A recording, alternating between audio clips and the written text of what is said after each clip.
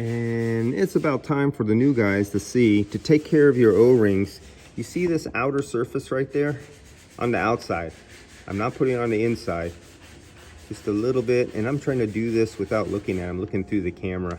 And so it's see there on the outside? I don't want none on the inside, just the outside. That protects your inner O-ring on your system. There we go. So your O-ring slips over that and it gets little micro scratches in it, and you get little vacuum leaks. And vacuum leaks are the last thing you want. So now your O-ring that's up inside there, you see that O-ring in there? That O-ring will be lubricated when you slip that over it.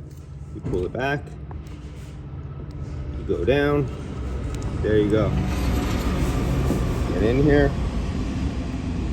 pull it up, put it on. Oops, I have it in the wrong angle. Let's get over here.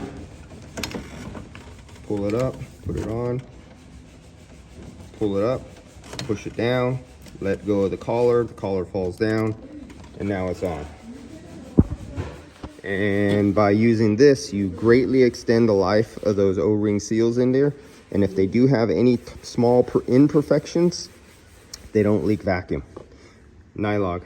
True Tech Tools has it. That'll take care of all your problems. If you can't get a hold of NYLOG, dielectric grease, spark plug boot grease is your next best bet. All right, see you guys.